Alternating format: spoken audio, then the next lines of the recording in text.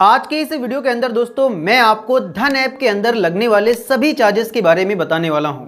अगर आपका इसके अंदर डीमैट अकाउंट है तो आपको इस वीडियो को पूरा एंड तक जरूर देखना चाहिए, क्योंकि इस वीडियो को देखने के बाद आपको पता चल जाएगा कि धन ऐप आपसे किस जगह कितना चार्ज लेता है। तो चलिए शुरू करते हैं।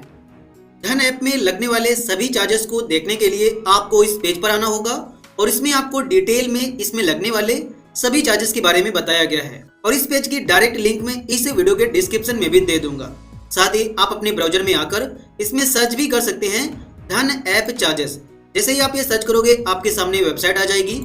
आप जैसे ही इसे ओपन करोगे तो डायरेक्ट आप खुद इस पेज पर आ जाओगे और यहाँ पर आपको इसमें लगने वाले सभी चार्जेस देखने को मिल जाएंगे। तो सबसे पहले आपको यहाँ पर हाईलाइटेड फॉर्म में इसमें जितना भी ब्रोकरेज वगैरह लगाया जाता है वो आपको यहाँ पर दिखा दिया जाता है। सबसे पहले ही आप यहाँ पर देख सकते हैं कि इसमें अकाउंट ओपनिंग, एएमसी मतलब एनुअल मेंटेनेंस चार्ज और प्लेटफॉर्म फीस कोई भी नहीं लिया जाता है।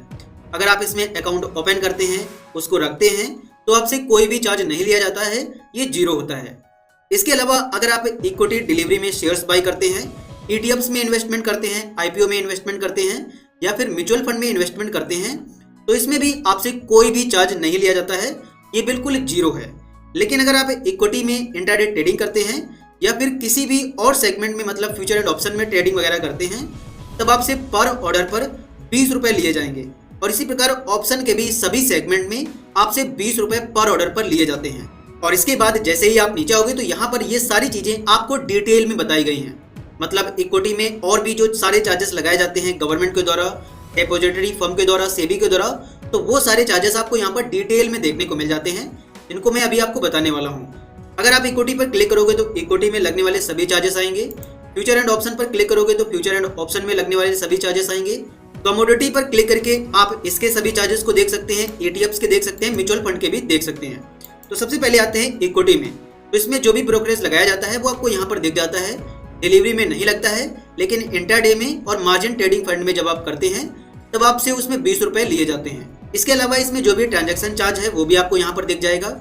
ये एनएसई और बीएसई के द्वारा लिए जाते हैं, मतलब स्टॉक एक्सचेंजेस के द्वारा।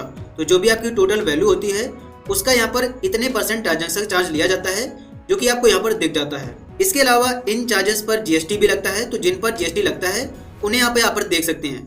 जैसे डिलीवरी में brokerage transaction charge, SEBI turnover charge और अदर टैक्स में 18% का जीएसटी लगता है, जो कि आपको यहाँ पर दिख जाएगा। इंट्राडे में भी जो जीएसटी लगता है वो भी आप यहाँ पर देख सकते हैं और एमटीएफ में भी जो जीएसटी लगता है उसे भी आप यहाँ पर देख सकते हैं।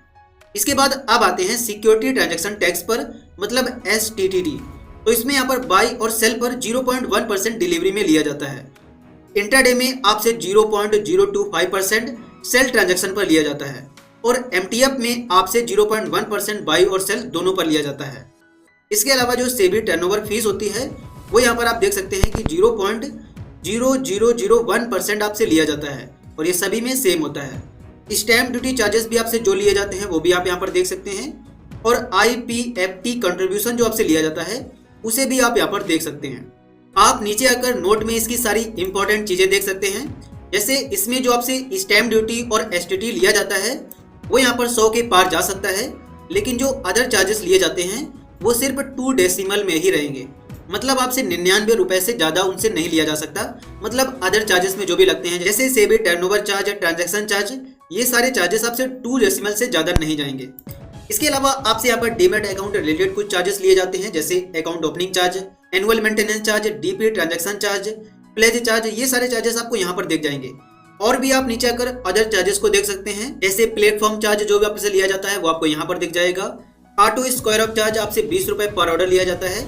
मतलब जब आप इंट्राडे में अपनी कोई पोजीशन लेते हैं और उसे आप स्क्वायर ऑफ अपने मन से नहीं करते हैं और मार्केट क्लोज होने को आता है तो ये ऐप अपने आप से उसे स्क्वायर ऑफ कर देता है, तो उसके आपसे ये चार्ज लेता है।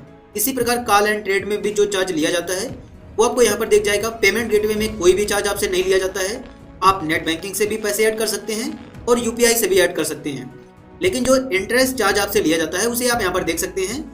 मतलब अगर आप धन ऐप से पैसे उधार लेते हैं और वो पैसे समय पर आप चुकता नहीं करते हैं तो उसमें आपसे इतने % का यहाँ पर चार्ज लिया जाता है पर डे के हिसाब से। और इसी प्रकार ये भी एक कोई चार्ज होता है वो आपको यहाँ पर दिख जाएगा। तो ये तो सारे चार्जेस थे इक्विटी के। अगर आप फ्यूचर एंड ऑप्शन में ट्रेडिंग वगैरह करते हैं तो उसमें यही चार्जेस कुछ बदल जाते हैं।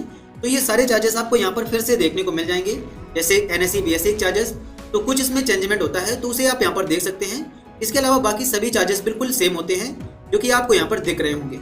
इसी प्रकार कमोडिटी में भी जो चार्जेस लगते हैं उनको भी आप यहाँ पर देख सकते हैं, जैसे ब्रोकरेज, ट्रांजैक्शन चार्ज, GST, ये सभी चीजें आपको यहाँ पर डिटेल में बताई गई हैं, जिनको आप यहाँ पर देख सकते हैं। आप खुद आकर इस चीज को देख सकते हैं। इसके अलावा ETF में भी लगने वाले सभी चार्जेस आपको यहाँ पर दिख जाएंगे।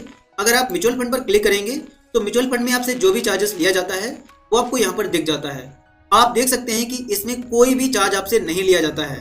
अगर आप इसमें और नीचे आओगे तो यहाँ पर आपको अकाउंट रिलेटेड चार्जेस देखने को मिलेंगे, लेकिन आपसे म्यूचुअल फंड में इन्वेस्टमेंट करने का कोई भी चार्ज नहीं लिया जाता है।